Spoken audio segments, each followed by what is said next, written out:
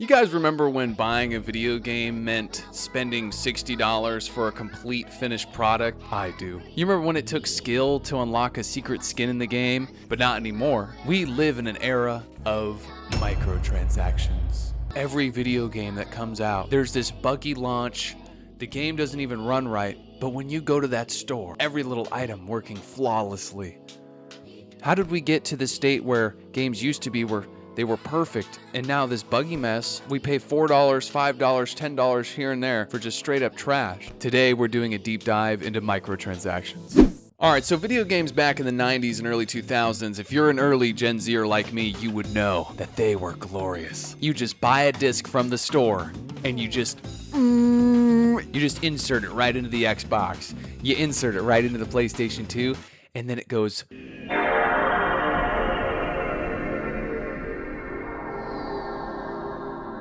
Thank you for such a nostalgic sound, PlayStation. You would just slide the disc in, and you got every skin, you got every character by unlocking stuff, drumroll, in the game.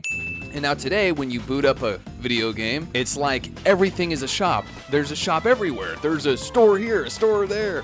You want a little tattoo on your guy? It's gonna cost $4. It's gonna cost $4. Microtransactions aren't just this annoying thing that we've been pushed on. It is fundamentally breaking every video game that we have.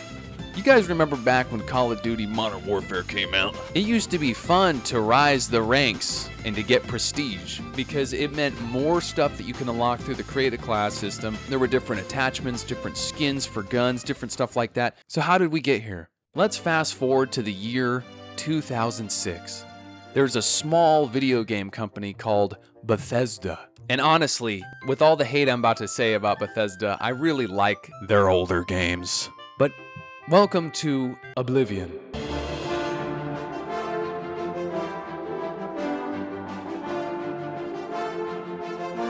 It is an amazing open world, all kinds of things to explore. And then you see this horse. And you think, wow, how do I unlock that? You might be asking. Survey said. Well, you don't. You have to spend $2.50. The gaming community exploded. Forum after forum about how ridiculous this skin is. But the problem with this skin is that it just pioneered something new, something evil. Publishers like Activision and EA were not worried about what Todd Howey was doing over at Bethesda. They weren't worried about the backlash at all. They were like Mr. Krabs looking at the money. Money! And they saw how much money this horse armor had made. And in fact, this is what Todd Howard said about it. How much horse armor did you sell? People will buy anything. That doesn't mean you should do it. So people buy it anyway. Millions. It shifted the mindset for developers and publishers on how do we sell a complete game to how do we sell a half-finished game and then slowly finish it later through payments. And we fast forward a few years later, we get games like Star Wars Battlefront 2, like Call of Duty World War II. Two perfectly evil companies, EA and Activision, who come out of the woodwork and decide, you know, we're just going to completely destroy any love that our players have for us. You would remember Call of Duty World at War, Call of Duty Black Ops, and for $15, you could get 4 new multiplayer maps and 1 zombies map. There used to be a lot more that you'd get. They'd have to write a new zombie storyline, they'd have to create a whole new map that took art to create. Well, Call of Duty World War II comes out, and now we have loot boxes. And what do these loot boxes hold? Mostly nothing. Do you want to pay for something and get something in return? Wrong answer. You're getting nothing. Not only does World War II do this, but so does Battlefront 2. Because Battlefront 2, you used to have to spend like 70 hours to get Darth Vader. But you could just pay a couple bucks, and now you got Darth Vader.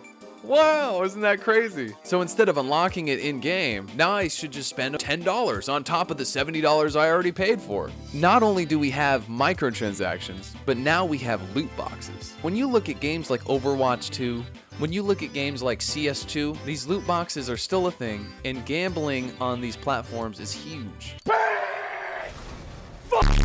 And microtransactions are pretty much to thank for all that. When you go on and you play Valorant, now it's like $20 just to get a pink skin on your gun. It's so ridiculous. We're getting to a point where every single game that's coming out is doing that. And now, I understand the reality of some video games. Let's consider, I know how ridiculous this sounds, but let's just consider a game like Fortnite, right? Fortnite's free. Fortnite has always been free. Anybody can download it on any console and their phone. I understand that a game like that is trying to make money. I understand why you'd buy a skin on Fortnite.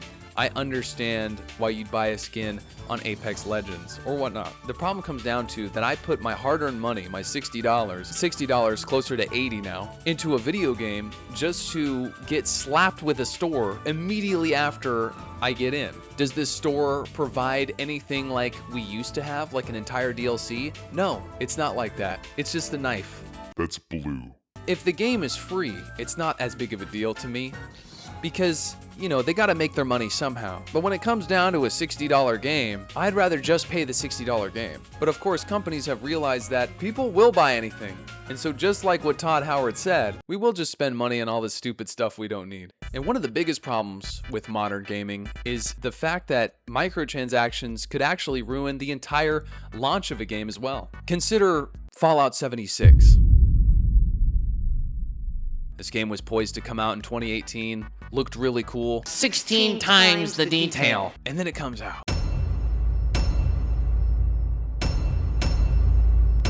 The buggiest mess you've ever seen in your life.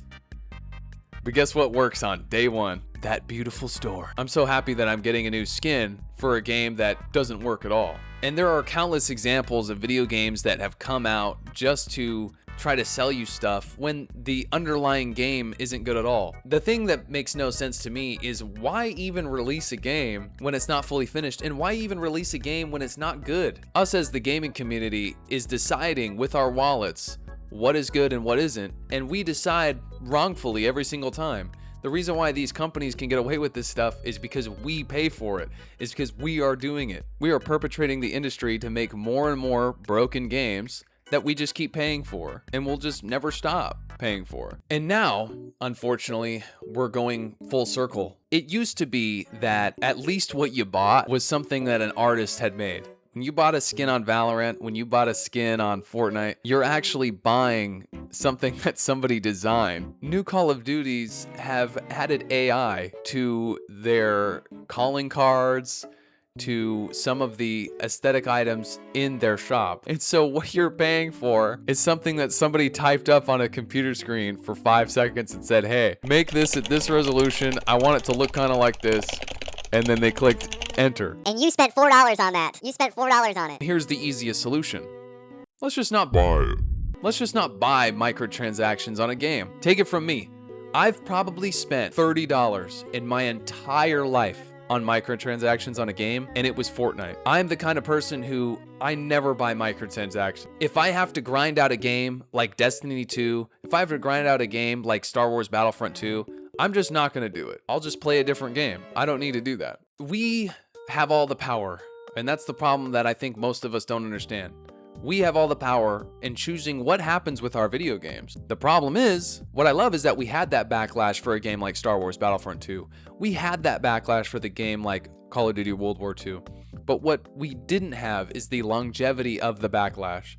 And now games like Overwatch 2 can push loot boxes. Games like Counter-Strike 2 can push loot boxes. All these games can push loot boxes. All these games can push microtransactions because we keep paying for them. If we just stopped paying for all this stuff, we wouldn't have an issue. It's crazy to me that I have to explain it because really a lot of it's like kind of an addiction. We are spending our money on something that's so useless, like it's a blue skin of a game. And they keep doing it because, yeah, it pisses some people off, but we're gonna make $30 million, so why does it matter? The biggest way to solve this problem is to not pay for microtransactions. And not only to not do that, but to completely vote with your wallet and stop buying these games. Just stop buying the games, stop buying the microtransactions, and support indie developers. You know, since we're on this topic, go on Steam and buy a couple games that are indie games. And so if anybody deserves the money, it's somebody who, when you pay $10, when you pay $20, you're getting the complete game, but at least you know exactly what you're getting, and you're actually getting a bang for your buck. But I'm gonna wrap it up here. Watch this video. And yeah.